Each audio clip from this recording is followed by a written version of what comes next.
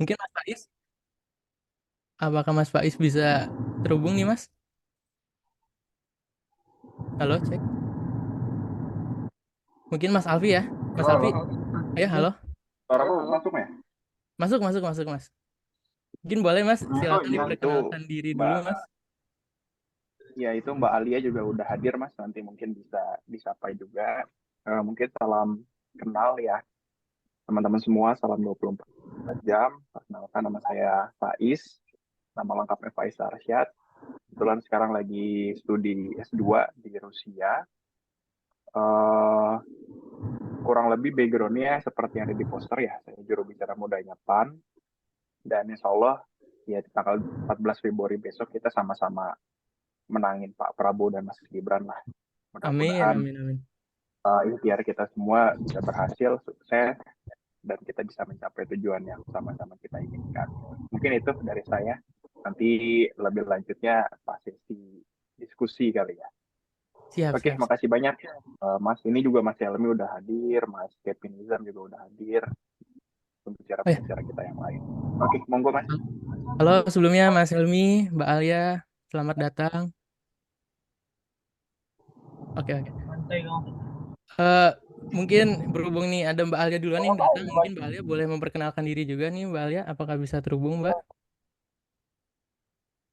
Oh, Hai, halo Mbak. em, ini kenalan aja atau gimana?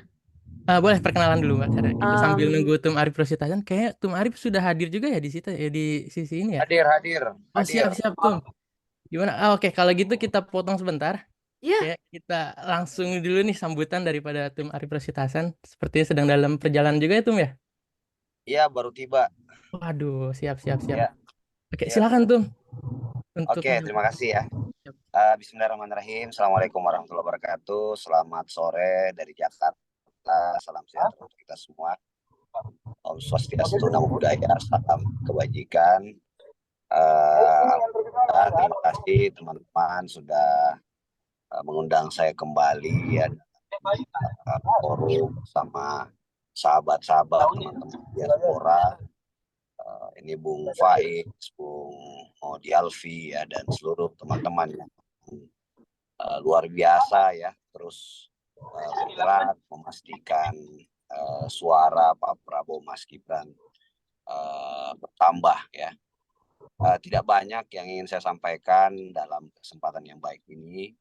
Yang pertama, saya baru balik dari Lumajang, Jawa Timur ya, menyaksikan mengikuti kampanye akbar di sana, dan kita melihat antusiasme dari masyarakat begitu luar biasa menyambut Pak Prabowo dan Mas Gibran sebagai pemimpinnya. Ini sekaligus menjawab apa yang menjadi mungkin teman-teman hari-hari belakang ini menyaksikan banyaknya orang yang mengklaimnya akademisi, mengklaim sivitas akademika gitu ya, dan menganggap ada demokrasi kita sedang bermasalah, bla bla bla bla bla bla. Nah, hal itu ternyata tidak benar adanya, karena antusiasme dari masyarakat begitu tinggi menyambut momentum proses demokrasi ini gitu ya. Ditambah lagi kepercayaan mereka terhadap Presiden Jokowi juga dalam survei-survei terkini, saya kira salah satu presiden yang paling dipercaya gitu ya oleh publik gitu. Dan yang lain hari-hari ini juga banyak sekali tuh klarifikasi dari rektor, dari dari sivitas akademika yang lain gitu ya, bahwa misalnya dari ICMI, dari forum rektor, bahwa kampus tidak boleh dijadikan sebagai untuk memecah belah dan seterusnya, apalagi mengklaim gitu ya. Nah, ini penting saya sampaikan kepada sahabat-sahabat sekalian, teman-teman yang diaspora gitu ya. Ada yang tentu saja kalau lihat profil dari teman-teman sebagian ini lagi sedang melanjutkan pendidikan di luar negeri gitu ya. Jadi seperti itulah adanya dinamika demokrasi kita, dan saya juga berharap gitu ya teman-teman sekalian dalam mendukung paslon Pak Prabowo Mas Gibran ya dimanapun ya, baik itu secara aktif, secara offline gitu ya, atau mungkin di media sosial masing-masing, itu jangan ragu-ragu kita ya untuk berjuang ya memenangkan Pak Prabowo Mas Gibran gitu. Karena kalau kita yang ragu ya, ini ada kan apa ya, pepatah atau apa gitu, itu kalau keburukan terorganisir itu bisa mengalahkan kebaikan yang tidak terorganisir gitu ya. Jadi saya mengundang kepada sahabat-sahabat semua untuk terus bergandengan tangan menghadapi masa-masa terakhir ini. Tantangannya pasti banyak dan tentu saja kalau kita berdiam diri teman-teman sekalian ya, kemenangan kita itu akan dituduh sebagai tadi ya, membenarkan ya tuduhan-tuduhan kecurangan dan lain-lain. Padahal kita tahu bersama kan gitu bahwa potensi kecurangan ini semua punya sebenarnya gitu ya. Sebagian dari mereka juga kan sekarang di medsos misalnya punya PDIP gitu ya. Kemudian Nasdem dan lain-lain juga masih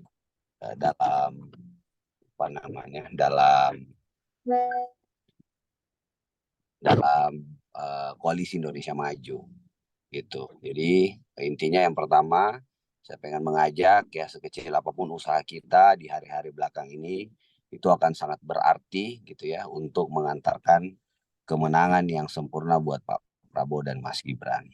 Yang kedua, memang isu yang juga penting ya, kita sekarang di angka-angkanya itu sudah angka surveinya itu udah bisa menang sekali putaran gitu. Ya. Nah, karena angkanya sudah mulai kelihatan sekali putaran, kita mesti juga ya terus mengajak ya, baik teman-teman kita yang di luar negeri maupun keluarga sahabat kita yang ada di dalam negeri untuk datang ke TPS gitu.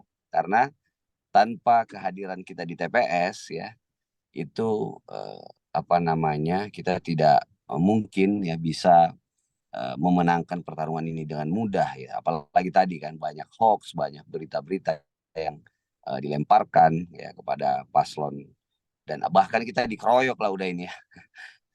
Sudah ada isu nomor 4 lah apalah segala macam gitu. Jadi teman-teman sekalian ya, itu penting kita lakukan, mengajak sebanyak-banyaknya teman-teman, saudara-saudara kita untuk bisa datang ke TPS ya, memastikan kemenangan ini menjadi kemenangan yang sempurna ya dengan keterlibatan kita.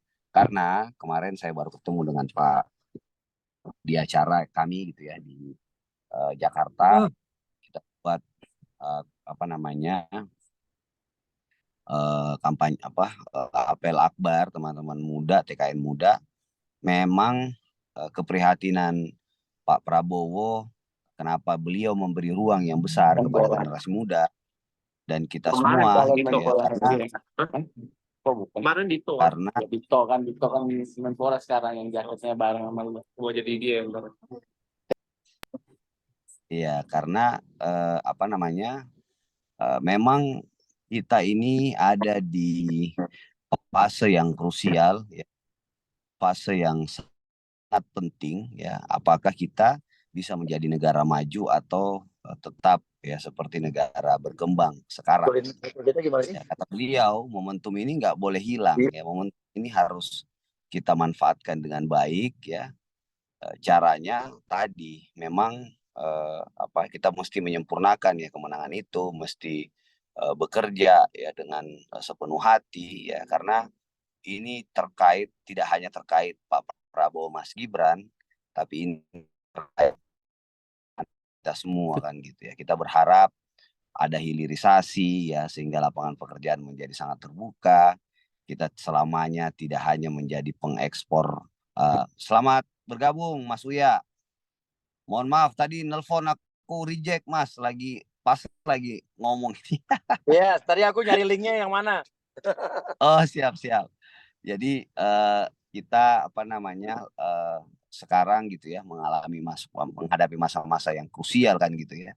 Kalau kita nggak bisa lolos ya dan akan apa namanya istilah itu middle income trap gitu ya, kita selamanya akan menjadi negara berkembang ya. Gitu. Jadi kesempatan ini yang menurut saya tidak boleh kita lewatkan ya.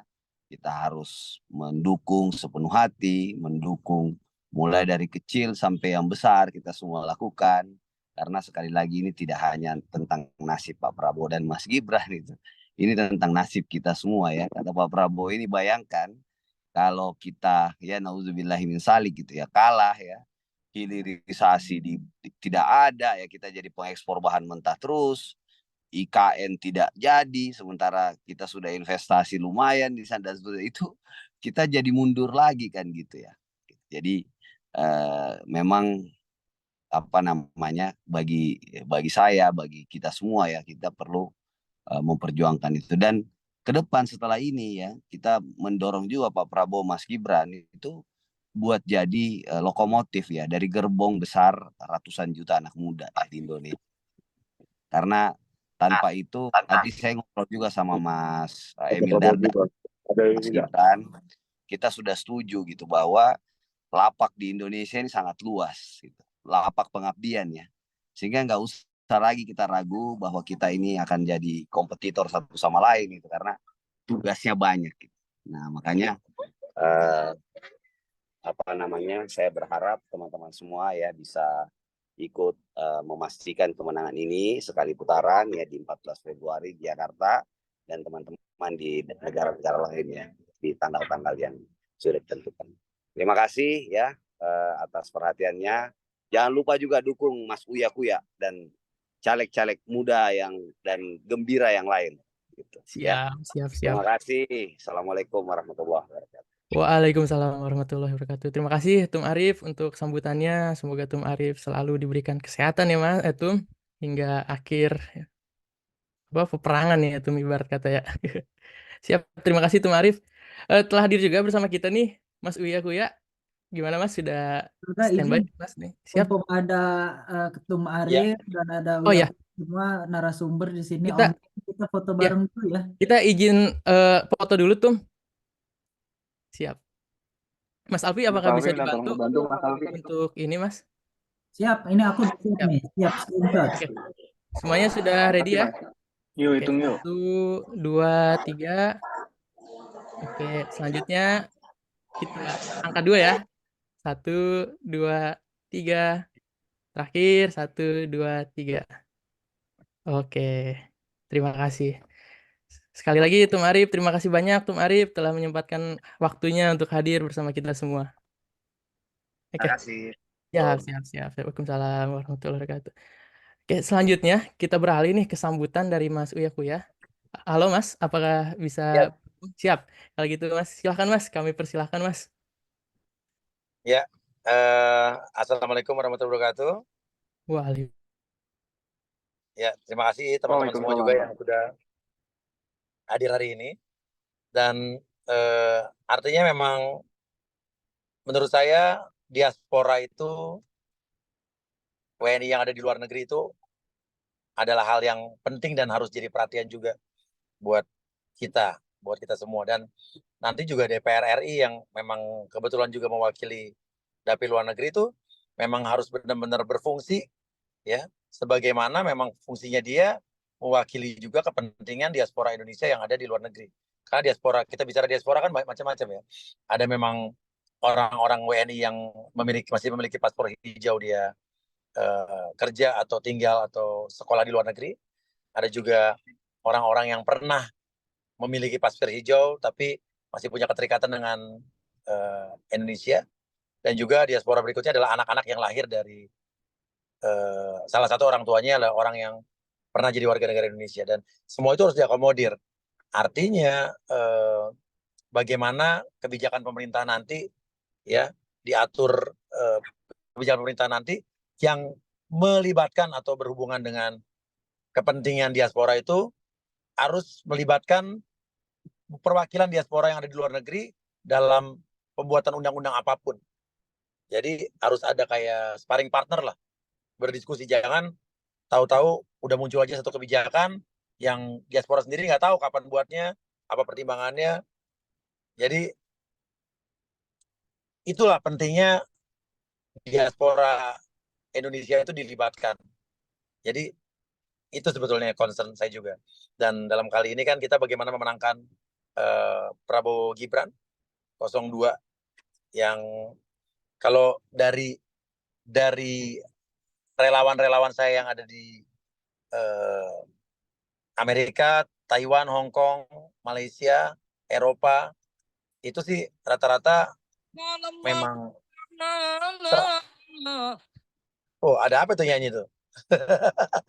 Aduh, mohon maaf Memang Mas, tidak ada distraksi Mas. memang sudah 80% terafiliasi dengan ya memang pemilih saya ya pemilih 02 lah. Jadi alhamdulillah emang sinergi. Dan kayak hari ini baru tadi di Pasadena ada deklarasi juga Prabowo Gibran bersama PAN juga tadi orang-orang Los Angeles baru juga deklarasi juga tadi sore ini di Amerika di Pasadena Los Angeles. Terus minggu lalu baru ada di Chiayi Taiwan. Prabowo Gibran 02 juga bersama relawan saya juga. Dan di Hong Kong juga setiap minggu. Dan di Belanda juga minggu lalu. Jadi marilah kita menangkan 02 ya untuk Indonesia maju. Di mana Indonesia maju tuh harus benar-benar tercapai karena 2030 ini adalah masa yang menguntungkan buat Indonesia, di mana Indonesia diuntungkan dengan bonus demografi yang sangat luar biasa. 68% penduduknya adalah usia produktif. Tapi ini tidak bisa terwujud kalau tidak diimbangi dengan arah kebijakan yang cocok, tidak diimbangi juga dengan sumber daya manusia yang bagus. Jadi kita percaya bahwa kalau kita milih Prabowo Gibran ini, nanti arah kebijakannya harus disesuaikan dengan sumber daya alam Indonesia yang dimiliki sekarang.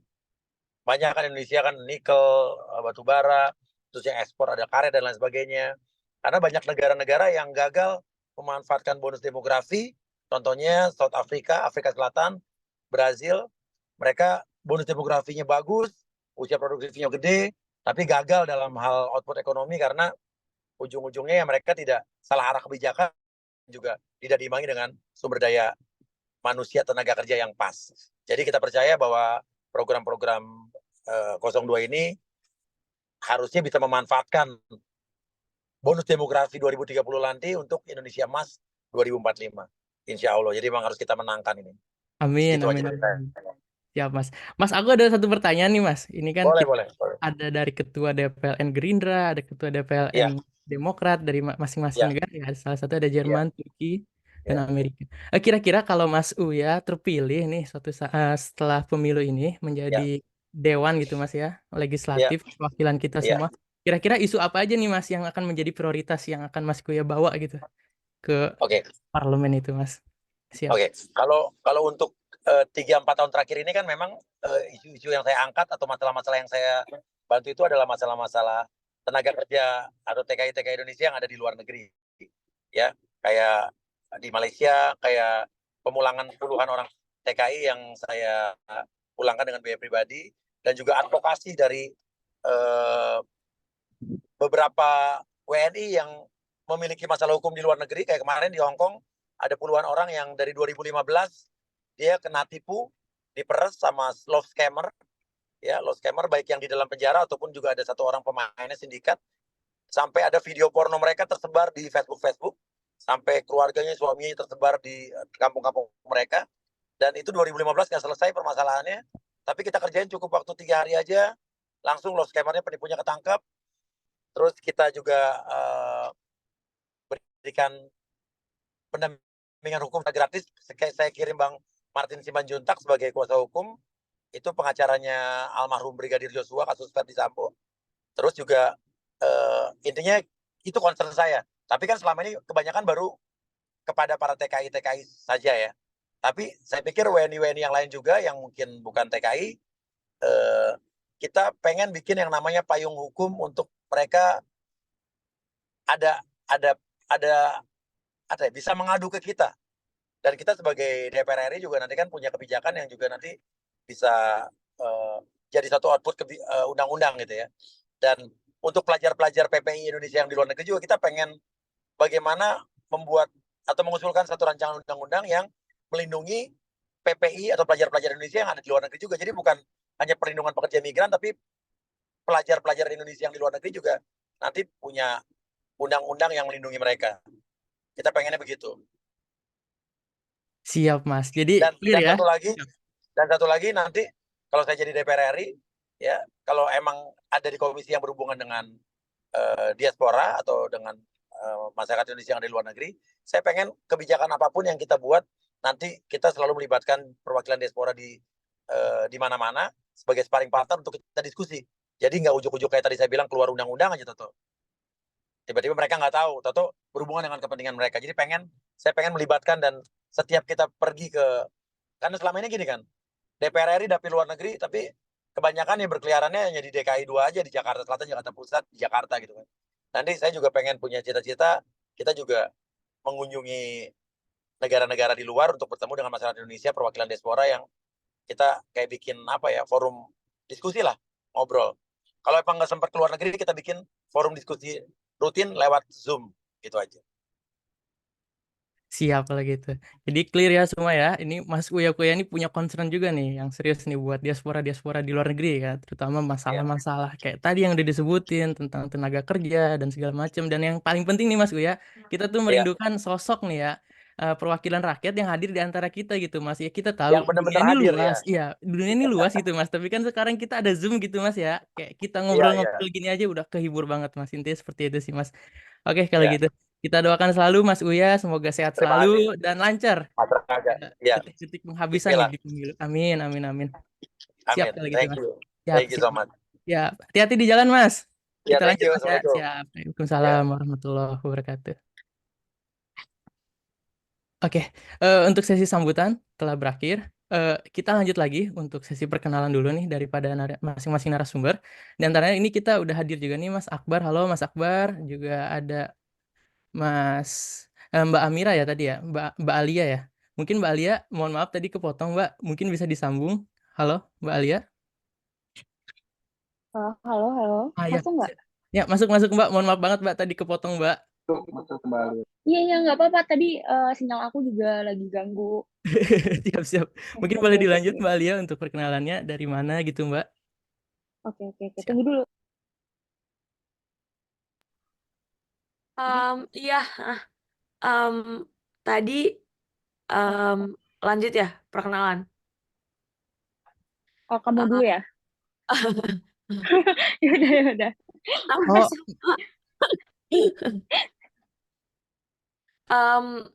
Nggak usah lama-lama sih, sebenarnya cuman dikit doang. Nama aku Alia, sebenarnya dipanggilnya Alicia sih, cuman nggak apa-apa.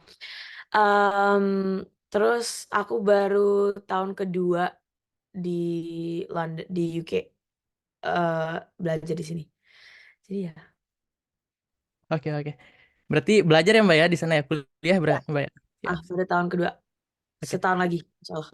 Amin. Semoga lancar Mbak ya. Makasih. Oke, ini ada Mbak Namira juga ya, udah di sini ya. Halo Mbak. Iya, halo. Masuk nggak? Masuk Mbak. Silakan Mbak, mungkin Iya. bisa diperkenalkan dulu Mbak. Oke.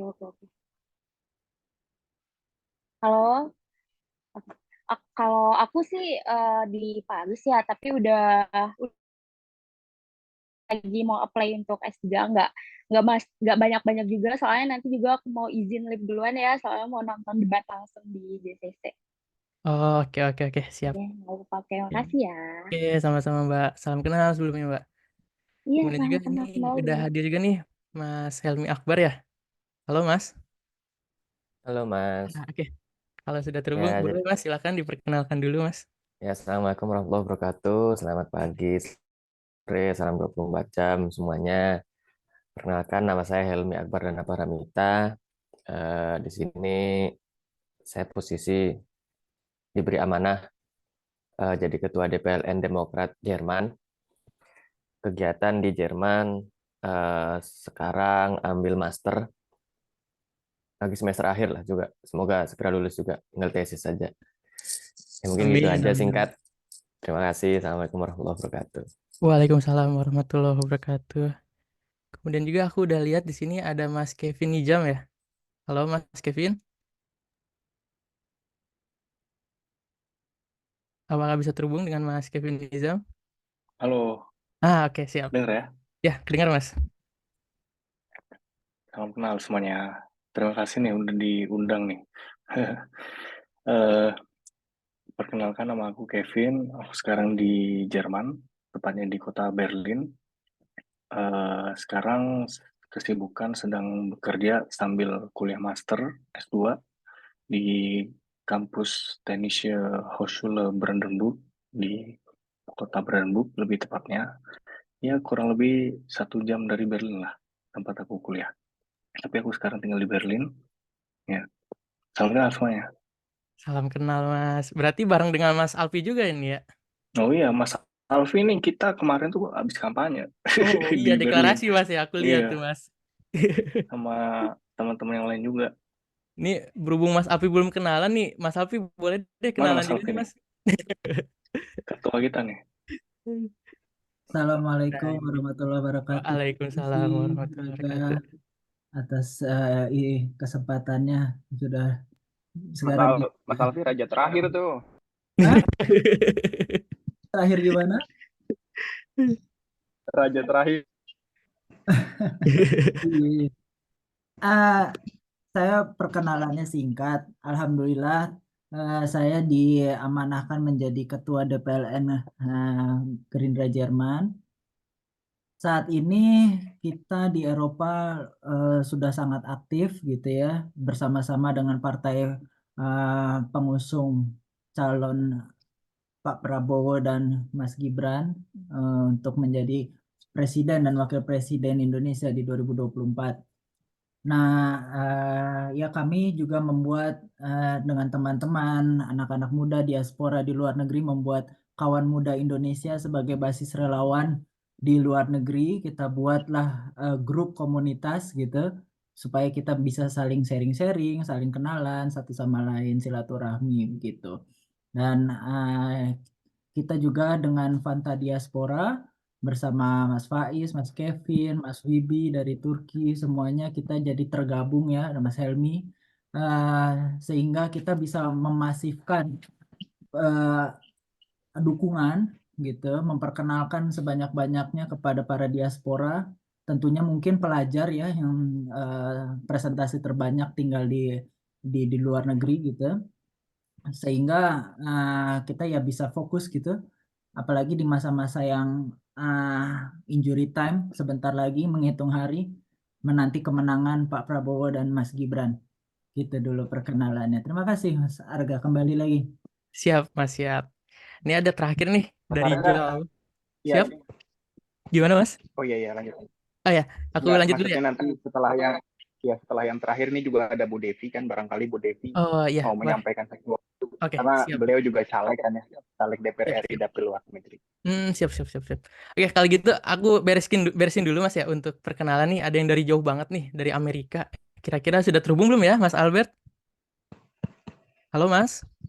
Halo, bisa dengar? Halo Mas. Ya, oke siap Mas. Silakan Mas diperkenalkan dulu. Kayaknya di sana masih pagi Mas ya. Jam 1.43 Waduh, pagi. mohon maaf banget nih Mas, kita mengganggu Mas.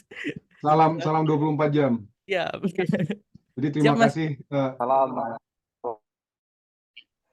Terima kasih kesempatan yang diberikan kepada saya. Kebetulan saya tinggal di daerah Los Angeles. Saya datang ke Amerika itu tahun 2005. Jadi saya yang paling tua kali ya. Saya datang ke Amerika 2005, saya kuliah ngambil master. 2007 selesai. Kebetulan saya dapat kerjaan di sini, saya disponsorin.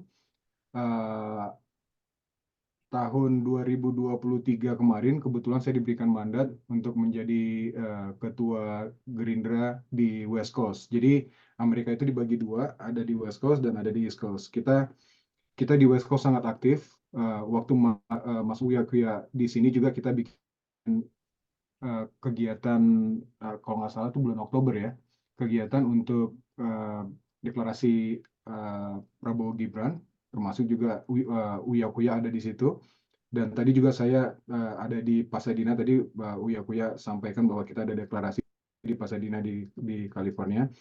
Jadi kita mencoba sangat aktif dan kita berusaha untuk menjemput ini yang 1,7 juta. Kalau di Amerika itu kurang lebih sekitar 53.000 atau sekitar 53.800, 54.000 lah ya. 54.000 warga negara Indonesia yang berada di Amerika. Mudah-mudahan Amerika fokus untuk 02 Prabowo Gibran menang. Amin. Satu putaran ya Mas ya.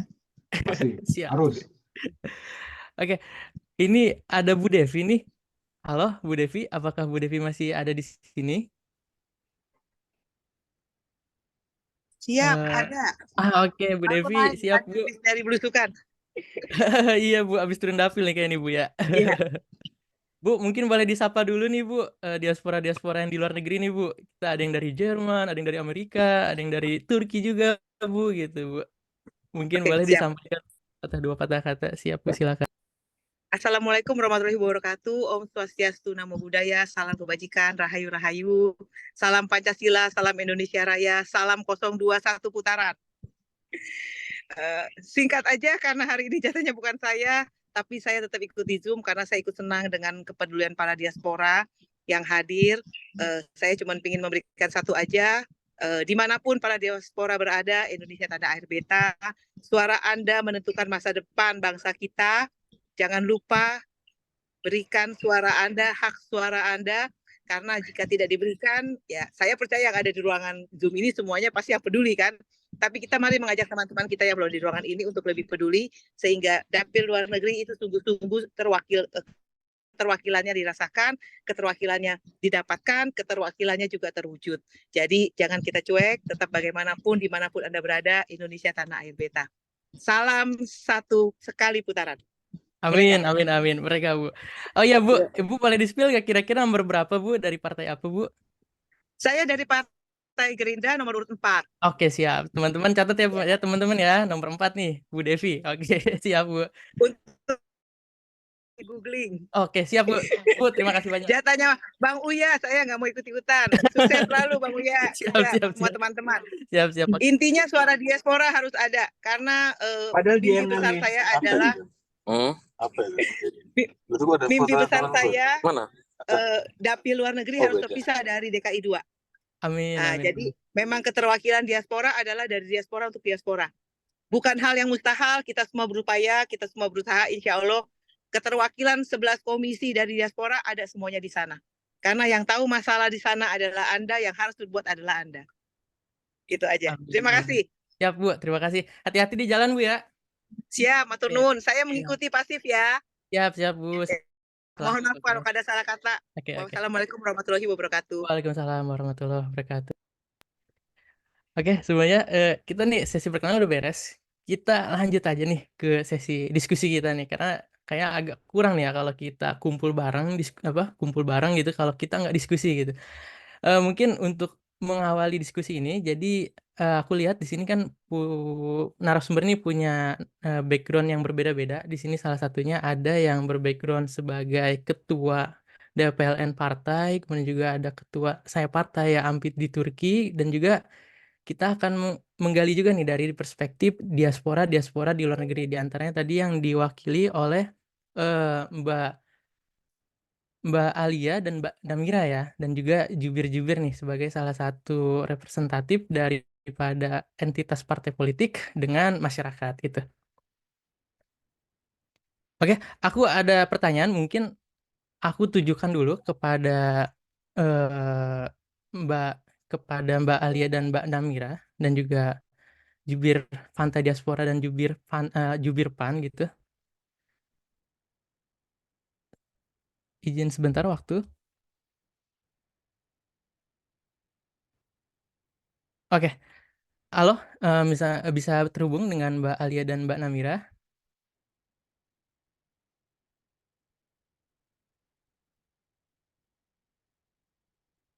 Oh, sepertinya tidak ini ya. Halo? Apakah suara saya ada? Ada. Oh ya. Ada. Aku sebenarnya nyiapin pertanyaan buat diaspora itu untuk di sesi terakhir, cuma ini karena Mbaknya ada kegiatan gitu, aku majuin ke depan gitu ya. Cuma ini boleh. agak langsung to the point juga ke pertanyaan gitu, karena aku nggak bacain prolog juga. Jadi gini Mbak, kita kan sebagai diaspora nih, sebagai pemilik hak suara gitu. Kalau aku baca data di sini, menurut Ketua KPU, Hasyim Asyari, rata-rata tingkat partisipasi pemilu itu di tiap PPLN itu contoh pada tahun 2019 aja itu di atas 50%. Nah, ini meningkat dari tahun 2014 yang hanya 30% gitu, Mbak. Nah, pertanyaannya gini, kira-kira apa sih yang mendorong kita sebagai diaspora, pemilik hak suara di luar negeri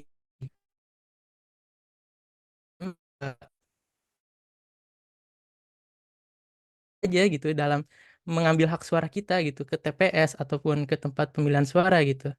Kurang lebih seperti itu. Itu kira-kira apa sih dalam pandangan Mbak gitu sebagai diaspora gitu yang bisa menarik ikut nih? Ya minimal aku datang ke TPS gitu, Mbak. Kira-kira bisa disampaikan nggak pandangannya menurut Mbak Alia dan Mbak Namira juga?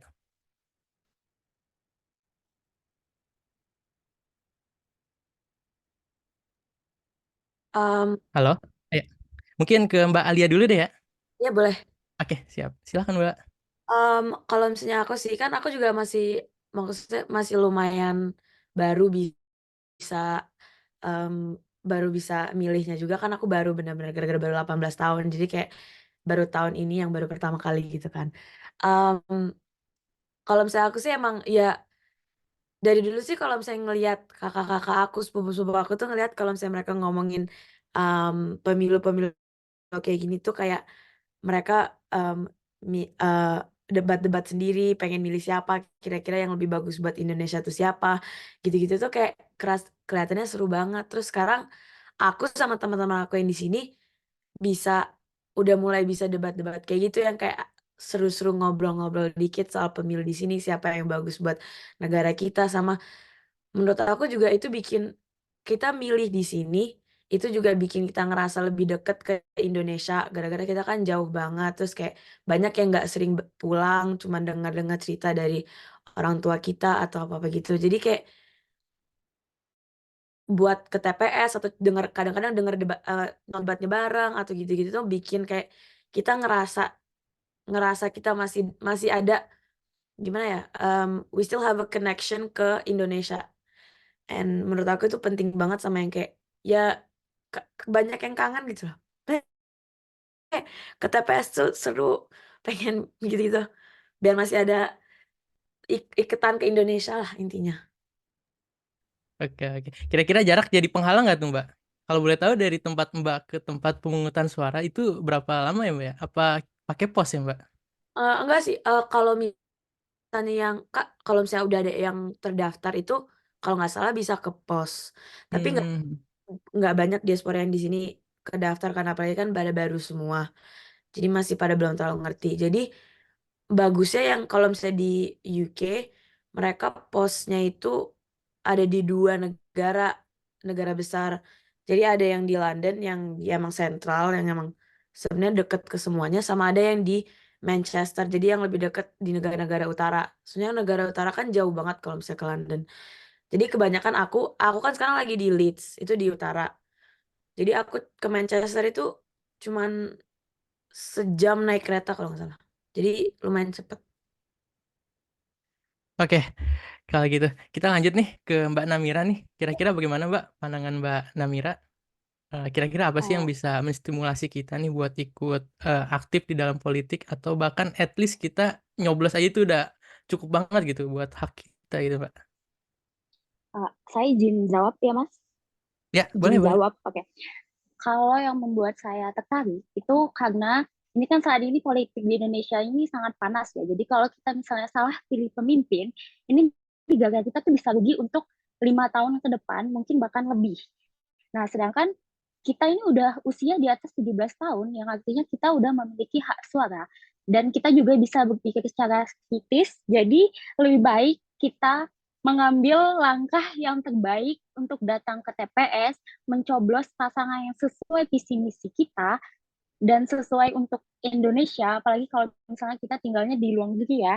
Nah, kita kan harus yang lebih bermanfaat untuk kita juga ke depannya. Kalau saya sih tertariknya karena untuk memajukan Indonesia, kita harus meletakkan hak suara kita. Dan menggunakan, jangan golput ya. Dan kita juga harus mendukung capres-capres yang mana sesuai visinya untuk memajukan Indonesia. Ya, seperti Paslon 2 ini sangat memajukan sekali, isinya yang itu hilirisasi.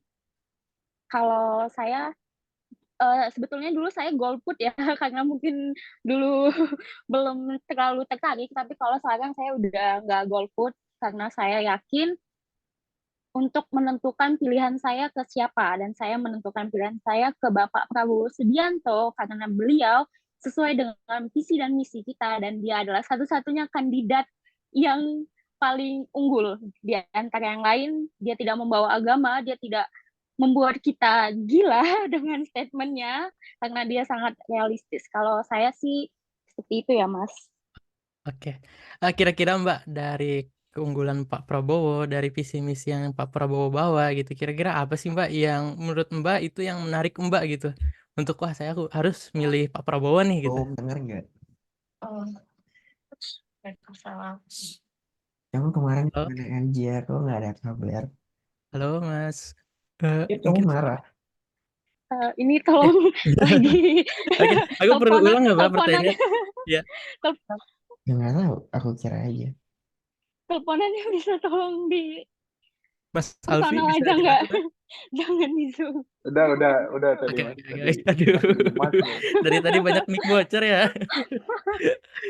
Iya Mbak, mungkin Mbak bisa di-spill gitu Mbak, kira-kira dari visi misi yang Pak Prabowo bawa, kebaikan-kebaikan Pak Prabowo, apa sih yang menurut Mbak yang itu benar-benar ngebawa Mbak gitu untuk ya aku harus milih Pak Prabowo nih gitu. Mungkin bisa di-spill juga Kalau nih ke kita nih oke, Mbak. izin jawab ya Mas. Kalau based on true story saya, itu Pak Prabowo itu baik sekali ke saya. Maksudnya saya merasakan sendiri kebaikan beliau. Dia juga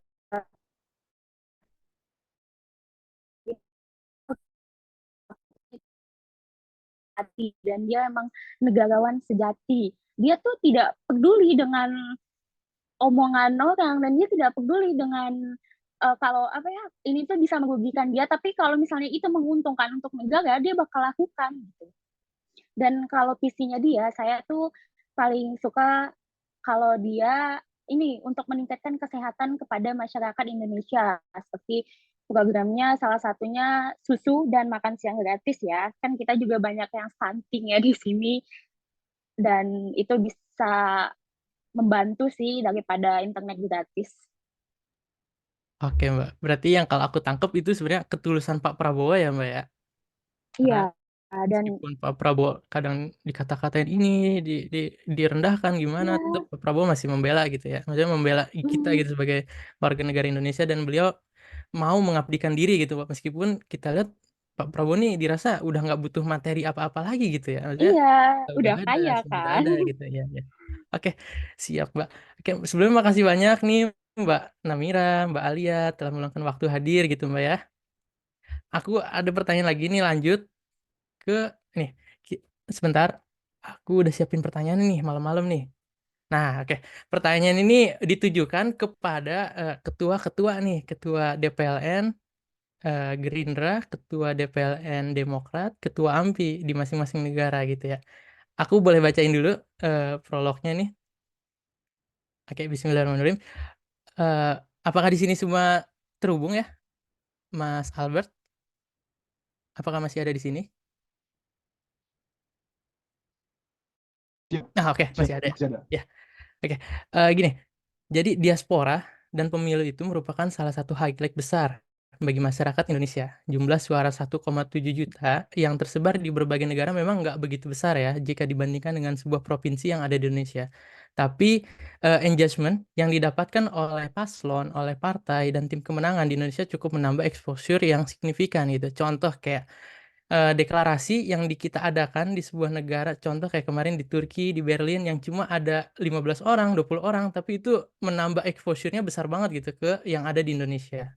Sehingga suara-suara diaspora di luar negeri itu selalu diperebutkan tiap tahunnya. Bisa kita katakan bukan semata dari segi kuantiti, tapi lebih kepada potensi exposure yang akan didapatkan di Indonesia.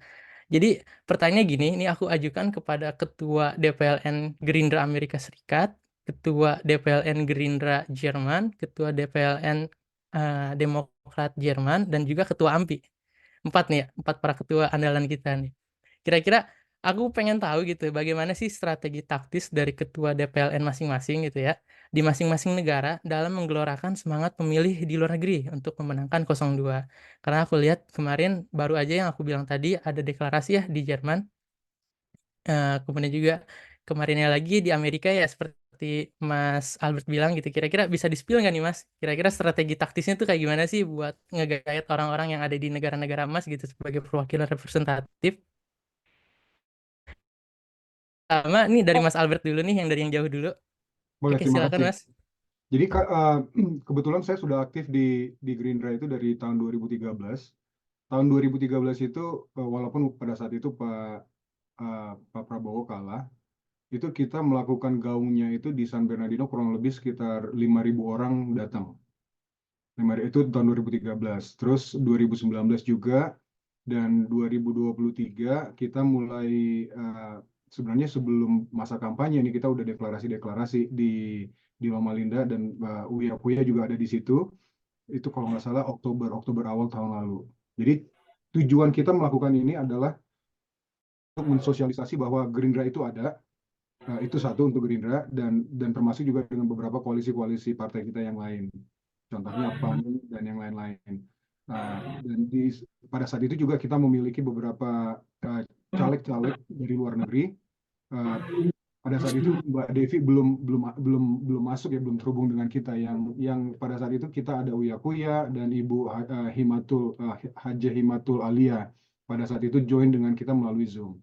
Jadi kita mempromosikan ini, kita selalu ada acara hampir tiap minggu. Kita tujukan memang untuk memenangkan 02 dan Gerindra pada saat itu ya. Walaupun sekarang sudah banyak koalisinya. Dan banyak juga kegiatan-kegiatan seperti tadi juga kita lakukan deklarasi di Pasadena. Pasadena itu adalah salah satu kota yang dekat dengan Los Angeles, kurang lebih sekitar 15 mile atau 20 miles dari downtown Los Angeles ke Pasadena. Malam minggu lalu juga kita ada deklarasi di San Bernardino, dan itu bukan hanya 10 atau 15 orang, itu ratusan orang yang datang. Kita kasih kaos, kita kasih makan, dan ada musisi juga. Kita usahakan supaya acaranya itu benar-benar hidup, dan kita tunjukkan bahwa maksudnya kita arahkan visi dan misi yang dibawakan oleh Pak Prabowo Gibran.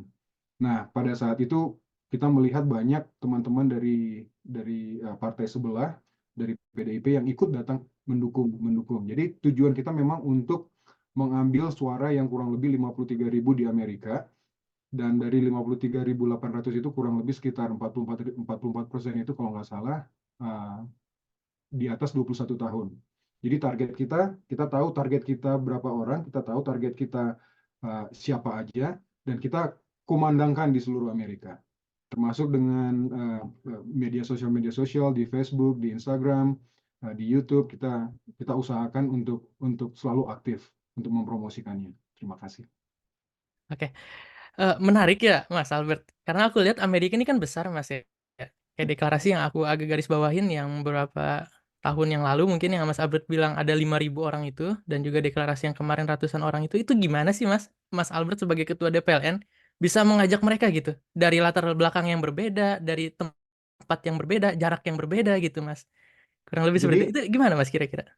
Betul. 2013 itu saya belum jadi ketua.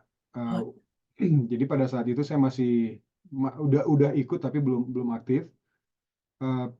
Sebenarnya strateginya nggak terlalu susah. Strateginya itu adalah kita panggil artis ibu kota. Kalau nggak salah waktu itu Anang Hermansyah datang bersama beberapa artis-artis ibu kota juga yang datang.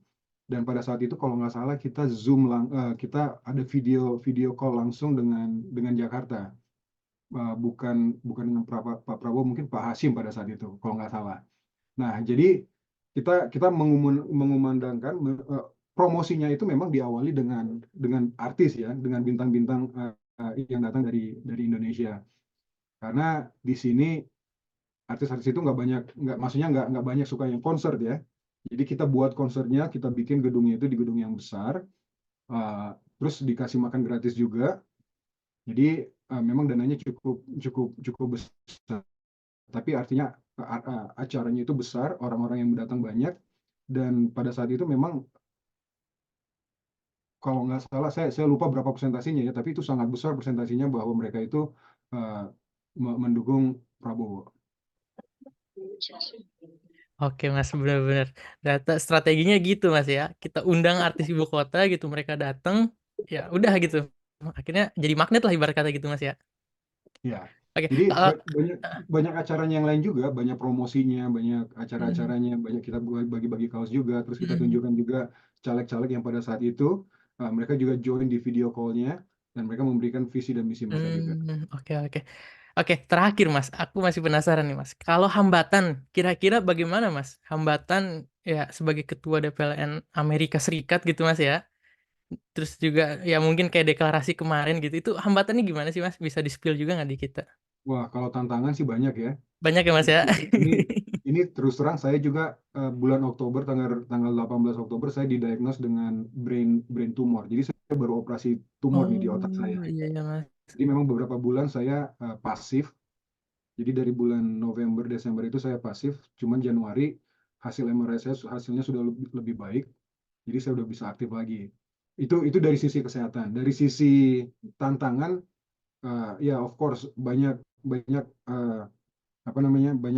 campaign yang negatif untuk 02. Jadi banyak yang bilang, oh 02 itu kan begini. Jadi kita tetap dari sisi positifnya kita tetap memberikan masukan-masukan yang baik, kita ikutin visi dan misi dari Pak Prabowo yang memang tujuannya itu sangat membangun Indonesia, sangat membangun, dia sudah membuktikan bahwa dia memang salah seorang pemimpin yang luar biasa pada saat dia memimpin di Kemenhan. Dan kalau kita melihat visi dan misinya itu sangat cocok dengan saya ya. Maksudnya dengan saya itu dia sangat mengutamakan infrastruktur dan juga hilirisasi yang sudah dilakukan Pak Jokowi. Pak Jokowi itu merupakan salah satu presiden yang sangat sukses kalau menurut saya. Dan itu akan dilanjutkan. Jadi ini sangat memungkinkan Indonesia emas tahun 2045. Oke, terima kasih banyak Mas ya. Ini benar-benar ngasih insight baru nih buat kita semua nih ya. Karena wah kita nggak kebayang juga di Amerika tuh kayak gimana sih awalnya gitu kan. Tapi setelah Mas datang hadir di sini menyampaikan seperti ini, akhirnya kita membuka juga gitu. Oh, wawasannya jadi kayak gini loh di Amerika gitu Mas ya. Oke, terima kasih banyak Mas udah menyempatkan hadir juga nih bersama kita. Semoga Mas juga diberikan kesehatan ya, apalagi kemarin habis operasi Mas. Kita berdoa semoga Mas cepat lekas sembuh dan bisa beraktivitas seperti kembali lagi dan pastinya menangkan Prabowo Gibran. Oke Mas ya. Siap, terima kasih Mas. Oke, aku beralih nih. Kita dari Amerika ke Jerman nih. Ada Mas Alfi dan juga Mas Helmi Akbar ya. Dari dua latar belakang yang berbeda tapi kita tetap satu nih. Dari Gerindra dengan Demokrat.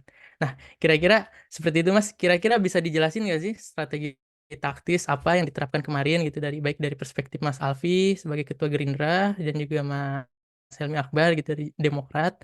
Ya kalau aku lihat sih kemarin insight-nya ya itu ya Mas ya, apa namanya, deklarasi Mas ya. Kira-kira bisa dijelasin lagi nggak nih kemarin-kemarin tuh ada apa aja sih gitu Mas? Oke, mungkin Mas, ada siapa dulu satu nih? lagi Mas. Oh ya, gimana? Dari Jerman ada satu lagi dari Jerman, Mas Kevin. Mas Kevin, sorry. Mohon maaf Mas, aku kelupaan. Jadi untuk Mas Alfi, Mas Akbar, dan Mas Kevin. Kira-kira siapa dulu nih? Kayaknya Monggo Mas Alfi dulu nih Ayo kayak dah, oke Mas kapten Alfi. kita di Kita Jerman tunjuk nih. Mas Alfi. Gimana Mas Alfi? Spill dong. Enggak lah, bukan kapten, kita semua sama-sama. Ya, jadi memang alhamdulillahnya waktu itu kita sempat menjadi awal ya untuk deklarasi setelah penetapan capres-cawapres. Nah, itu kita lakukan lumayan banyak yang hadir dari berapa negara ya? Dari Jerman, Perancis, terus Swiss, ada dari Hungaria juga datang jauh-jauh ke kita di Paris. Kebetulan juga deklarasi pertama itu kita ada kedatangan kakak kandung dari Pak Prabowo, Ibu Mariani Joyohadikusumo. Nah, di sana kita sudah mulai menggait banyak pendukung-pendukung Pak Prabowo Gibran di Eropa.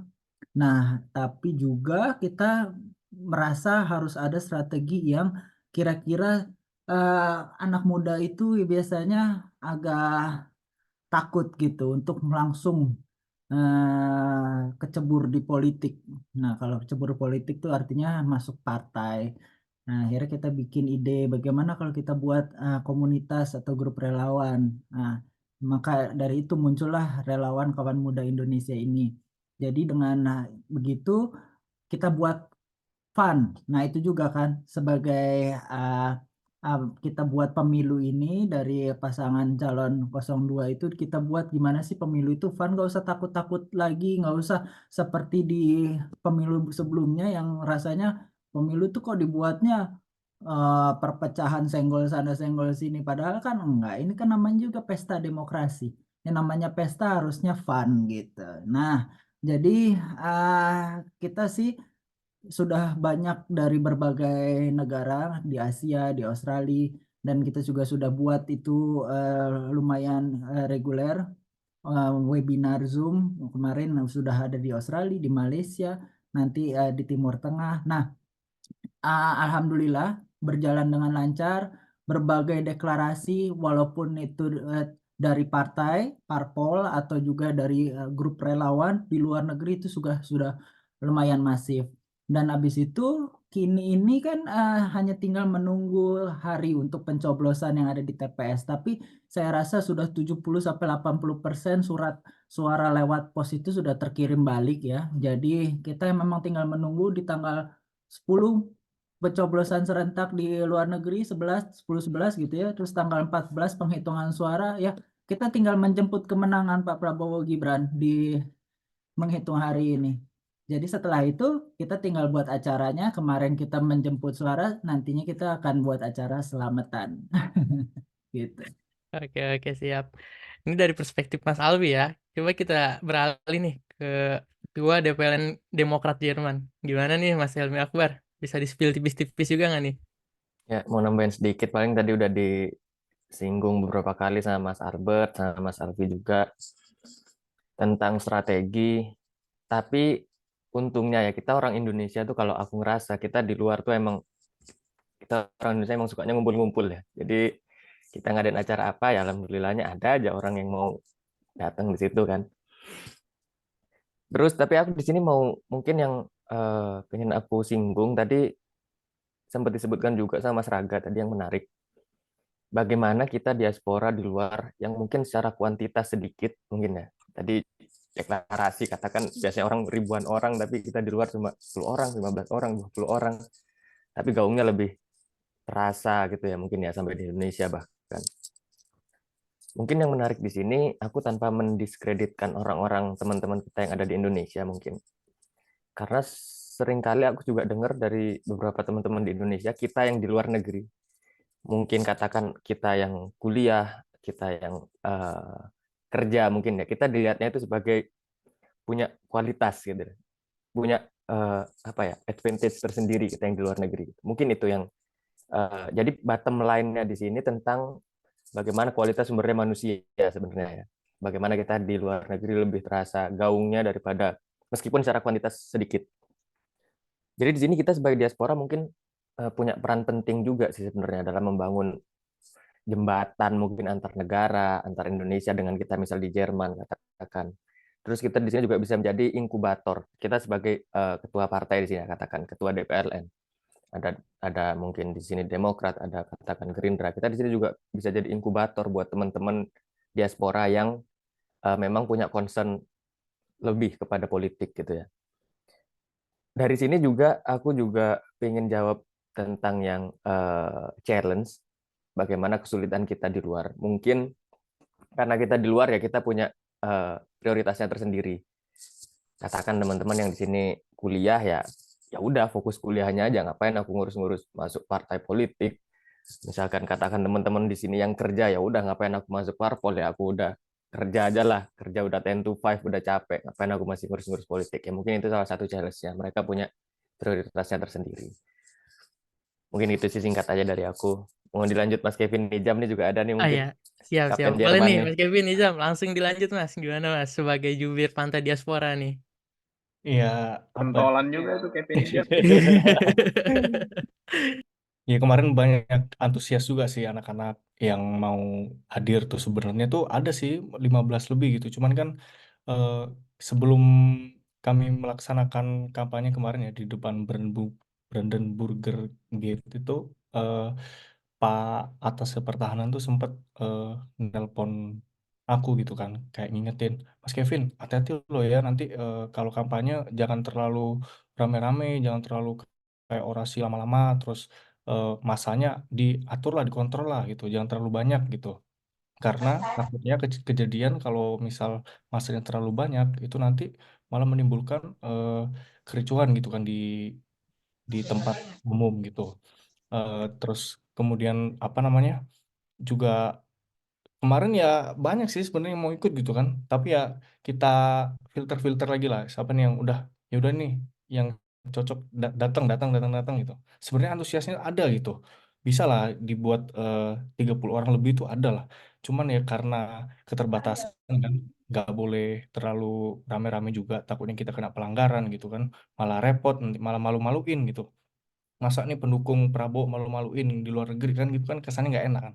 Jadi kemarin tuh kesannya ya udah baris dulu, waktu udah baris baru tuh spanduk dibeber tuh, baru orasi bentar 1 menit 2 menit gitu kan sambil foto ya kan, saya perwakilan dari DPLN Gerindra Swiss Austria Jerman gini gitu kan. Nah waktu kemarin apa gelar itu udah selesai ditutup lagi spanduknya, jadi kayak kita kayak was-was gitu loh sebenarnya. Ya apa ya, itu untuk menjaga aja lah biar nggak, takutnya ntar tiba-tiba disamperin polisi, karena waktu itu ada polisi juga gitu kan yang eh, jaga di sekitar situ gitu. Jadi ya biar kondusif, biar nggak terlalu ramai, jadi kita tertib, dan alhamdulillah kemarin itunya berjalan lancar lah kampanyenya gitu. Dan nanti ini juga nih sejam lagi nih saya sama Mas Alfi sama teman-teman pendukung Prabowo yang ada di Berlin itu, kita diundang sama PPI Berlin Brandenburg gitu untuk ngadain acara nobar debat gitu. Nah, di situ nanti nih apa ketua kita nih Mas Alfi gitu kan bakal jadi juru bicaranya Pak Prabowo lah gitu yang mewakili. Nah, itu nanti dari 01 ada dari organisasi tertentu, sama 03 juga ada dari partai tertentu yang bakal join gitu. Ya kita lihat aja lah nanti debatnya kayak gimana ya kan. Eh, berapa jam lagi sih debat kira-kira? 2 jam Eh, kan? sekitar jam 7 ya kalau nggak salah di Indonesia tuh. Berarti Iya. sekitar 2 jaman lagi ya. Iya, Iya. semoga lah debat nanti Pak Prabowo sangat sangat apa bisa membawa kita, meyakinkan kita gitu kan, biar nanti Mas Alfi Nah, counter attack-nya enak gitu kan. ini Mas Alfi soft Iya, landingnya diharapkan banget nih buat mahasiswa-mahasiswa nih, biar masuknya soft gitu iya kan. nih, iya, harus top nih Mas Alfi nih. Gimana persiapan Mas untuk Harus acara nanti? gemoy. Siap kan siap. Harus siap dong. Siap. Takut. Aduh, ini menarik nih kalau cerita-cerita dari Jerman. Kita beralih nih, ada Mas Wibi nih dari Turki. Halo Mas, apa masih terhubung dengan kita semua Mas?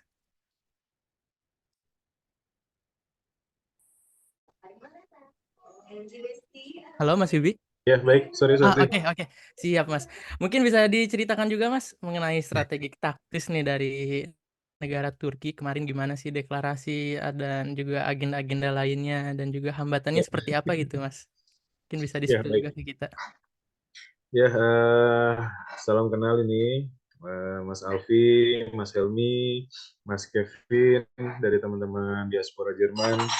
Makasih banyak ini. Ini saya sama Raga dari Turki. Izin sharing sedikit ya terkait tentang Turki. Sebenarnya memang kalau di Turki itu kan jumlah DPT suara kita ini kan dari 2 TPS itu kan sekitar 6 ribuan ya. Jadi ada 2 TPS baik di Ankara dan Istanbul. Lalu dari 6.000 itu mungkin kurang lebih lah sekitar 60%-nya itu mungkin adalah pelajar. Jadi mungkin sekitar 4 ribuan ya. 4 ribuan DPT atau pemilih itu adalah pelajar, yaitu generasi muda. yaitu teman-teman yang usianya dari SMA. Kan kita ada Imam Hatib ya kalau di Turki ya. Program Imam Hatib itu program yang untuk anak SMA, lalu ada anak S1, S2, dan S3. Jadi memang komposisi usia mudanya besar.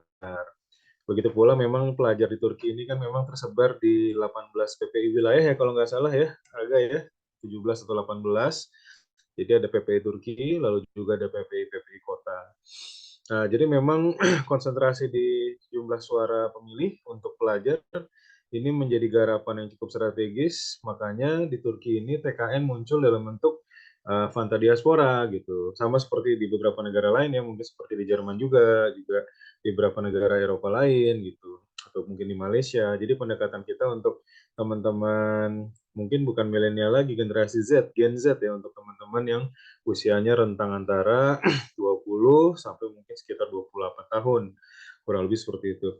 Jadi kalau memang sharing-sharing sedikit cerita kemarin, memang deklarasi kalau yang secara formal di bawah TKN itu satu kali, yaitu tanggal 24 Desember ya.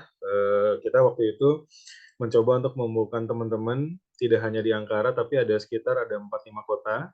Jadi kita coba menghadirkan teman-teman yang dari Istanbul, lalu juga teman-teman Bursa, teman-teman Sakarya, juga teman-teman dari Ankara gitu. Jadi kita sudah deklarasi, waktu itu kita buat konsepnya deklarasi keliling-keliling. Araga mungkin pengalaman tuh, dingin-dingin, hujan-hujan ya waktu itu ya, agak mendung di Ankara waktu itu, tapi kita awali dari masjid yang menjadi landmark di tengah kota Ankara, Masjid Maliki Hatun, lalu kita ke gedung parlemen lama, itu jalan tuh karena lokasinya nggak berjauhan. Lalu kita ke STBMM, Turki Büyük Millet Meclisi atau Grand National Assembly of Turkey, itu bangunan bersejarah ketika dulu Mustafa Kemal Atatürk itu pertama kali keluar tuh untuk melakukan perang kemerdekaan Turki di Çanakkale. Kita coba ambil spot-spot yang cukup bersejarah. Setelah itu kita ke Masjid Haji Bayram. Masjid Haji Bayram itu kalau saya spill sedikit itu adalah guru spiritualnya dari Sultan Mehmet Al-Fatih atau Muhammad Al-Fatih, sang penakluk Istanbul. Jadi memang Ankara ini walaupun dia tidak sebanyak Istanbul ya, terkait dengan historical landmark, tapi cukuplah ada poin-poin tempat yang bisa kita ambil. Terakhir kita bersama-sama naik kereta, naik subway, kalau kita nyebutnya Ankara ya, kereta bawah tanah. Di Ankara kita pergi ke makamnya Ataturk, yaitu Mausoleum Anıt Kabir. Nah, ini memang ada pengalaman sedikit sama seperti di Mas Kevin. Kita baru jadi awalnya itu Anıt Kabir ini kan memang bagi orang Turki hampir seperti menurut bahasa kami ya, menurut bahasa saya itu seperti tempat yang sangat disucikan, dihormati. Karena Ataturk bagi warga negara Turki kebanyakan adalah sosok yang tidak hanya menjadi founding fathers, tapi udah seperti spiritual fathers gitu, sesuatu yang sangat dibanggakan dalam sejarah. Mereka sangat menghormatinya karena Turki itu lahir karena berkat perjuangan kemerdekaan mengusir kolonialisme Eropa ketika itu. Jadi waktu itu kita bahkan untuk membawa spanduk aja tuh kita seperti penyelundupan. Raga nyelundupin di balik jaketnya, saya juga nyelundupin spanduk, dilipat-lipat itu ada pamflet, spanduk semua udah kita rapikan semua. Mau kita masuk benar-benar karena penjagaan di Ataturk Anıt Kabir sangat ketat itu. Akhirnya kita sudah berhasil masuk sampai kita udah bikin rapat dulu tuh untuk membuat bagaimana cara mengambil foto supaya nggak ketahuan oleh security. Karena di sana itu security-nya bukan hanya polisi tapi bahkan dijaga juga oleh tentara, oleh asker. Karena mereka ada semacam baris komando yang nanti setiap siang dan sore penggantian ini. Kalau teman-teman yang melihat video di Anıt Kabir itu ada upacara itu ya, upacara untuk penghormatan terhadap Ataturk di setiap jam 12. Wah, itu kita sudah berhasil menyelundupkan spanduk, pamflet masuk, kita sudah kumpul di ujung di tempat yang jauh dari keramaian. Pas kita baru ngumpul-ngumpul mengambil spot foto spanduk ya, itu baru hitungan 1, 2, 3 tiba-tiba dari belakang security udah ketahuan gitu, udah tahu dia spanduk kita diambil dan akhirnya ya kita hanya berhasil mengambil beberapa spot foto. Kira-kira inilah yang kita lakukan untuk perjuangan membela paslon Prabowo Gibran ya, karena kita anggap Anıt Kabir adalah tempat yang paling bagus ya untuk landmark di Ankara gitu. Jadi memang apa yang dirasakan oleh Mas Kevin, Mas Alfi tadi juga Mas Helmi di Jerman bahwa adanya kemungkinan menghadapi tantangan dari keamanan lokal itu juga terjadi juga di Turki gitu. Tapi itulah cerita sedikit dan akhirnya dengan berbagai cerita itu kita berhasil menyelesaikan deklarasi pada waktu itu, dan kita ya buat rilis lah supaya itu bisa sampai beritanya ke Indonesia, ke teman-teman diaspora lain. Lalu gimana Mas Sigit terkait dengan upaya-upaya berikutnya gitu? Jadi kita memang tidak hanya terdiri dari teman-teman partai. Jadi kalau di Turki itu ada Gerindra Turki, lalu juga ada perwakilan Golkar yaitu AMPI Turki, lalu juga ada teman-teman dari relawan PSI, lalu juga ada teman-teman dari Partai Gelora, relawan Gelora, lalu juga dulu pernah juga ada deklarasi dari kawan Gibran. Jadi selain yang dari Fanta Diaspora, kita juga punya kawan Gibran di Turki, dan kita coba untuk menghimpun semuanya. Lalu apa yang akan kita lakukan dalam waktu dekat, karena memang ini basisnya di PPI, pas juga kebetulan nanti saya sekitar 1,5 jam lagi juga diundang untuk menjadi narasumber untuk debat capres di teman-teman PPI Ankara, seperti Mas Alfi dan Mas Helmi juga ini. Nah ini mungkin yang bisa kita lakukan terakhir, bagaimana kita bisa meyakinkan, karena saya lihat ini teman-teman PPI masih gamang. Jadi jumlah swinging voters potensi yang sangat besar, karena mereka sendiri masih ini pemilu pertama bagi pemilih yang usianya 19, 20, 21.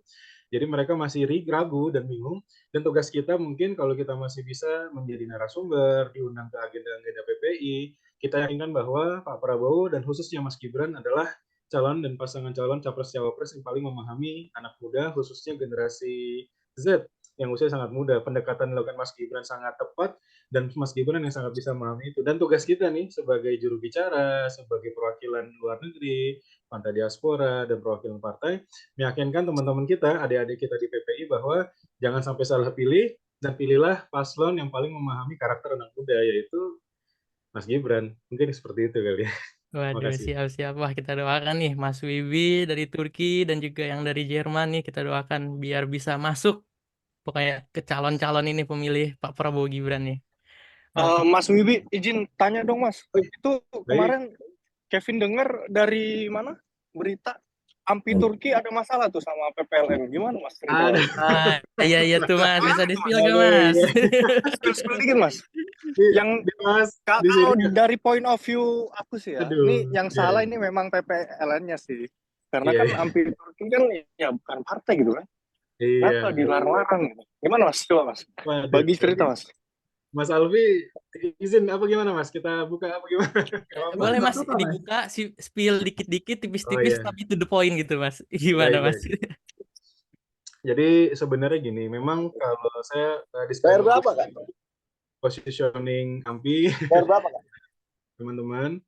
Jadi memang kalau AMPI ini kan memang kalau yang saya pahami ya, dari ketum, dari sekjen, ketum Jerry Sambuaga, lalu ada Bang Ahmad Hadi Bahari, Bang Banjir, menyatakan bahwa AMPI ini adalah ormas kepemudaan berafiliasi.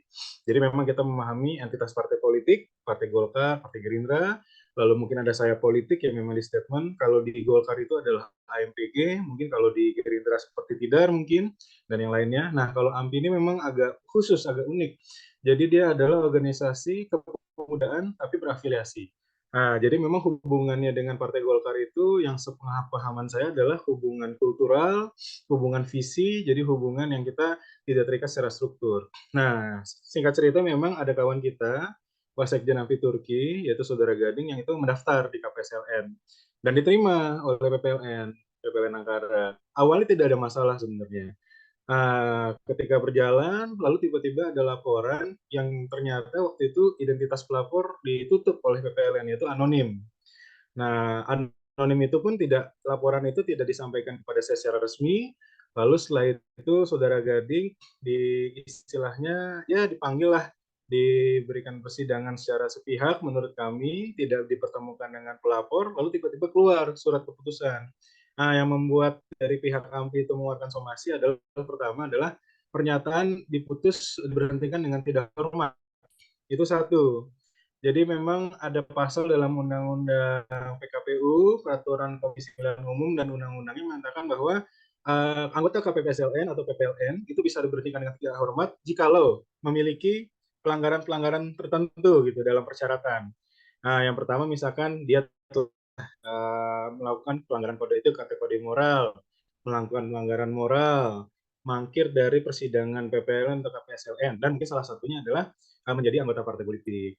Nah, inilah yang menjadi landasan dari PPLN Ankara membuat surat pemberhentian tidak hormat, dinyatakan bahwa saudara Gading adalah anggota dari partai politik Golkar karena dia adalah Wasekjen AMPI. Nah, logika berpikir inilah yang kita kritik terhadap PPLN, bahwa kita sudah jelaskan bahwa AMPI bukan saya partai, AMPI bukan partai politik, dan saudara Gading ketika dicek di website KPU tidak tercatat sebagai anggota partai politik, sehingga semua persyaratan menjadi anggota KPP SLN dan PPLN itu sudah memenuhi. Akhirnya kita menyatakan bahwa landasan dari PPLN membuat keputusan itu adalah tidak ada landasan atau tidak valid. Itu akhirnya kita coba bangun komunikasi, sudah dibantu juga oleh KBRI. Pihak KBRI sangat paham, sangat suportif dengan kami, dengan teman-teman AMPI, tapi memang mungkin akan ada komunikasi dan akhirnya terjadilah kita harus membuat somasi karena keberatan kita tidak digubris oleh teman-teman PPLN. Bahkan ketika somasi keluar dan rilis keluar pun juga sampai sekarang belum ada pernyataan sikap atau mediasi yang cukup jelas. Jadi kurang lebih seperti itu Mas secara singkat. Terima kasih. Waduh, siap Mas. Aduh, semoga ini Mas ya cepat selesai permasalahannya nih Mas. Ya, makasih. Aduh, oke untuk sesi diskusi kita sebenarnya udah beres. Cuma aku lihat ini ada Bu Devi nih masih di sini ya. Bu Devi. Aja nggak sih ke Bu Devi? Atau Bu Devi mau nanya nih ke kita? Ya, aku mau nambahin dikit bahkan. Oh boleh, Boleh siap ya? Bu, silakan Karena banget. udah duduk manis, sudah lebih enak tadi di mobil nggak kosen. Siap. Silakan Bu. Satu sih, aku izin sharing dikit, nggak izin, separuh maksa, karena sebagian besar Zoom ini anak muda. Saya mau kalian anak muda dengar. Saya caleg, yes. Dapil DKI 2 ada luar negeri, yes. Tapi dulu saya tidak mau sentuh luar negeri. Quote and quote, saya tidak mau cari suara di luar negeri. Why? Mungkin kalau ada yang browsing dengan background saya, memang background saya adalah bidang hukum. Yang mengantar saya sampai hari ini, sampai saya mahasiswa S3 Fakultas Hukum Indonesia karena kasus hukum saya pribadi. Dan yang menjadi kegundahan saya, kegelisahan saya, kalau saya dengan modal yang mungkin alhamdulillah dari segi amunisi, bahasanya ya, support system, knowledge, teman, saya mungkin ada aja saya bentok kiri dan kanan, hukum itu tidak ada, bagaimana dengan orang yang tidak seberuntung saya? Nah, saya secara tidak sengaja, saya harus bilang secara tidak sengaja, karena kebetulan saya di Persatuan, PBB Persatuan, aku sampai lupa, Pemuda Batak Bersatu, saya adalah wakil kepada Departemen Hukum dan HAM. Saya pergi ke Pineng dalam konteks waktu itu ulang tahun DPP LN luar negeri, itu yang ketiga. Betul saya caleg, nggak mungkin diabaikan itu kan. Bu, Ibu ke sini, cukup Ibu rawat dua negeri kita, istilahnya mereka negeri ya, Ibu duduk menjadi anggota dewan. Jujurnya saya, bodohnya saya, waktu itu saya apa? Enggak. Saya tidak mau memegang dua negeri, padahal saya tidak tahu saya harus lakukan apa ke sana. Apa yang saya mau sampaikan? 1.700.000 penduduk kita di luar negeri, diaspora kita, itu banyak adik-adikku. Saya setengah muda nih, udah tidak muda. Itu bisa menghantarkan 17 caleg untuk duduk di sana. Tapi kenapa seorang Devi Taurisa tidak mau duduk di sana? Nah, ini yang saya maksa, bukan izin. Semua teman-teman, adik-adikku tercinta, para generasi muda harus dengar. Anda mau cuek, Anda mau golput, itu hak Anda. Yes, betul. Tapi saya nanya, apakah Anda bisa tenang? Kalau golputnya Anda tidak menggunakan hak suara Anda, itu dibuat orang-orang untuk bermain. Saya quote and quote tidak mau ambil dapil luar negeri karena buat saya becek. Nggak perlu saya datang, nggak perlu do something. Saya bayar, saya dapat suara tersebut. Dengan Anda golput, suara Anda diperjualbelikan. Saya berdebat dengan anak muda sampai ekstrim. Oke, gini. Lo nggak tahu mau milih apa kan? Siapapun presidennya nggak ada pengaruhnya buat lo kan? Siapapun calegnya nggak ada pengaruh buat lo kan? Boleh nggak gue minta tolong? Lu bangun, pergi ke TPS, lu coblosin tuh semua. Nggak ada yang dipilih kan? Tapi di situ Anda menutup tidak ada orang berbuat kesalahan, berbuat dosa di sana. Nah, itu saya awalnya. Tapi setelah saya mulai ikut Zoom dengan saat di Malaysia dulu deh, tahu bagaimana pekerja imigran kita, bagaimana mereka kucing-kucingan. Dan saya sampai detik ini tidak merubah pemikiran, tidak merubah pendapat. Tidak ada satupun anak bangsa kita yang mau gelap. Paspor habis tidak diperpanjang, visa habis diperpanjang, tidak ada. Mereka berangkat dengan data yang palsu, paspor yang palsu. Mereka juga tidak pernah rencanakan, tapi karena tuntutan ekonomi. Kita bilang mereka para pejuang devisa, sampai pulang mereka pun masih dimintain uang di bandara. Hidup mereka di luar, kucing-kucingan juga aparat. Bohong kalau saya bilang, wah saya berjuang demi bangsa, tapi saya tutup mata dengan itu semua. Nah, itu harapan yang besar saya kepada kaum diaspora semua. 1.700.000, apakah angka itu yang ada di luar negeri sebagai termin? No, data kita nggak ada yang akurat loh. Ada yang bilang 3 juta something, ada yang bilang 4 juta something. Apa artinya? Masih banyak para diaspora kita itu yang tidak mendaftar. Kenapa mereka tidak mendaftar? Mereka tidak merasa perlu. Mungkin beberapa setelah, oh iya ya, gue lahir di Jakarta. Oh iya ya, saya lahir di Jawa. Nah, pada saat mereka butuhkan sesuatu, semoga beruntung, tidak butuh negara hadir di sana. Kalau mereka butuhkan kehadiran negara di sana, apa jadinya? Nah, mungkin ini tidak berlaku yang ada di ruangan Zoom ini. Masih duduk di ruangan Zoom ini kan artinya masih punya rasa. Entah itu part, entah itu quarter, ada Indonesianya di sana. Saya justru mengajak para kaum muda, dimanapun Anda berada, ajak teman-teman yang lain. Kita mungkin beruntung, tapi ingat, pasti banyak teman-teman kita yang nggak seberuntung kita. Sampai dimanapun, kita tidak bisa lupakan Indonesia tetap tanah air beta. Entah kita sudah berganti kewarganegaraan, entah kita mungkin hanya separuh nih, mak gue doang yang Indonesia, bapak gue bule misalnya. Anda tetap ada Indonesianya. Dan satu hari pasti ada di titik Anda akan tergelitik, akan ada tersentuh pada saat Indonesia, wah kok begini gitu loh. Nah, jadi itu, saya manis-manis tadi dengar ini semua. Tidak terlalu banyak permasalahan. Kita banyak isu besar. Katakanlah kita ada isu di kewarganegaraan. Kita punya bagaimana kartu masyarakat Indonesia luar negeri. Orang nggak peduli. Yes, karena legal standing-nya bukan undang-undang, nggak bisa dipaksakan. Hanya peraturan pemerintah turunnya ke permen. Tapi balik lagi, itu bisa nggak dipakai? Saya tidak pernah bilang itu bridging. Karena kalau kita mau itu lakukan benar-benar, itu harus ada undang-undang katakanlah seperti di kewarganegaraan. Tapi itu adalah udah suatu alat ya, bukan alat lah. Satu wacana yang pemerintah cuma akomodir. Ini seakan-akan seperti ID card kita. Ini juga mapping dari pemerintah pengen tahu di negara apa aja sih. Kita punya para atlet, kita punya para intelektual, kita punya para usahawan. Nah, mau pulang, boleh nggak mau pulang, silakan. Tebarkan nama Indonesia di sana. Ya kan? Nah, itu juga ada pride-nya dong. Masa sih ibarat kata, cuman kalau sekarang kita punya, kartu partai ini, kita juga bangga. Kita orang Indonesia. Nah, di sisi lain ada nggak fungsinya? Ada. Ya, mungkin bisa kalau pasti yang mempunyai tanah di Indonesia atau kita buat besar, itu semua bisa. Tapi balik lagi, gaungnya tidak besar karena kita juga sudah. Jadi saya mengajak semua teman-teman yang ada di sini, ajak semua teman-teman yang lain. Apalagi buat anak muda kan sebenarnya kan memicu adrenalin toh pada saat pasang spanduk di udak-udak, betul nggak? Itu memicu adrenalin. Jadi ayo ajak semuanya. Saya yang tidak mau noleh luar negeri aja akhirnya sekarang tersentuh. Nah, kenapa saya bikin wacana? Harus ada dapil tersendiri karena 7 kursi terlalu dikit. Kalau sekarang saya janji ini di mana Eropa, oke, bla bla bla bla, saya jatuh cinta Eropa, kasih suara saya. Besok saya zoom dengan Amerika, apa saya nggak dikatain? Eropa doang loh, emangnya Eropa doang luar negeri? Jadi nggak bisa. Buat saya harus ada dapil luar negeri tersendiri. Dan jangan pernah mau dapil luar negeri itu hanya dijadikan caleg untuk cari suara. Itu aja dari saya. Tadi gongnya belum enak karena di mobil. Demikian Mas Alwi, mohon maaf kalau ada yang kurang. Saya kembalikan kepada moderator, Mas moderator Mas Raga. Assalamualaikum warahmatullahi wabarakatuh. Waalaikumsalam warahmatullahi wabarakatuh. Iya Bu, benar-benar sih Bu, dapil luar negeri itu memang benar harus dipisah ya, karena ya kebutuhan kita sama kebutuhan di Jakarta tuh beda gitu ya Bu ya. Dan harapannya juga Bu, siap Bu, gimana Bu? Harus orang muda. Harus betul, orang Bu. muda yang tinggal di sana. Cuman jangan ngakunya doang. Saya pernah 3 tahun kerja di Amerika. Saya pernah 4 tahun kerja di Jerman. No. Cita-cita saya 11 komisi 1 sampai 11 itu benar-benar orang yang tinggal di tempat yang bersangkutan.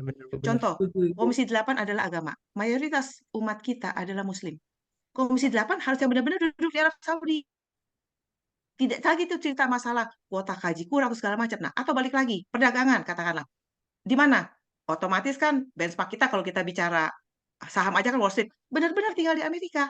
Jangan cuman saya pernah 5 tahun di Amerika, tapi sekarang di Sunda, gitu loh. Dan tidak ada isu mahal ongkosnya tinggal di sono. Nah, kalau judulnya rapat ke Senayan, pasti ada anggaran dong. Nah, itu aja. Dan yang bisa mewujudkan itu bukan saya yang setengah muda, kalian yang masih muda-muda. Siap, tugas saya buat Nasmik, tugas saya mencari legal standing, tugas saya mengobarkan semuanya ini. Bagaimana untuk luar negeri? Kalian yang tahu kasus kalian harus dalikan untuk kalian. Kalau saya cuma janji, saya bisa janji Eropa, besok di Amerika saya diludahin. Saya bisa janji semua, saya bohong, nggak mungkin saya bisa wujudin. Itu aja. Siap, Ya, siap, Bu. Iya, Bu. semangat. Ibu juga kalau jadi jangan lupa boleh sama kita, nanya? Bu ya. Ibu juga ingat sama aku, sama yang lain, Bu. Kalau kita ada aspirasi, Ibu harus bantu kita. Titik pokoknya. Doain, Siap, siap. doain, Amin, doain amin, amin, saya amin. semua tetap jadi dan tetap amanah. Amin, amin, amin. Ingat ada Mas Elmi, ada Mas Alfi, ada Mas Albert, yang banyak itu aspirasinya yang harus disampaikan ke parlemen, Bu. Siap. Terima kasih banyak, Bu. Oke, ini sayang banget nih. Sebenarnya diskusinya seru, menarik. Ini kan latar belakangnya beda-beda nih. Ada Ibu Devi yang benar-benar emang aktif gitu kan sebagai pejuang suara rakyat gitu kan. Kemudian juga ada ketua DPLN yang menceritakan bagaimana latar belakang kemarin gimana, deklarasi gimana, tantangannya gimana. Kemudian juga ada perspektif daripada diaspora sebagai anak muda yang mempunyai hak suara di luar negeri gitu kan ya. Cuma sayangnya ini waktu. Aduh, Mas. Ini aku udah diingetin sama Mas Alfi dari tadi. Mas, waktu ya. Aduh, oke deh kalau gitu. Ini dengan berat hati, sepertinya diskusi ini kita akan tutup dan mungkin nanti ke depannya diskusi ketika Pak Prabowo sudah menang dan Bu Devi sudah menjadi ini ya, anggota dewan ya, Bu ya. Amin. Catat ya Mas Alfi ya. Oke deh kalau gitu. Sekian, terima kasih semuanya. Sekali lagi saya sebagai moderator mohon maaf sebanyak-banyaknya apabila dalam penyampaian kata dan yang lain-lainnya banyak daripada kesalahan dan kekurangan gitu ya. Yang terlebih pastinya kita berdoa terkhusus karena kan sekarang ini debat terakhir ya. Kita berdoa untuk kemenangan Pak Prabowo, kemenangan Prabowo Gibran, kemenangan untuk kita semua, untuk Indonesia emas. Karena kan kita anak muda nih orientasinya Indonesia emas gitu, dan ini yang dibawa terus oleh Pak Prabowo. Mari kita doa bersama sesuai dengan kepercayaan masing-masing. Mari kita berdoa, dimulai.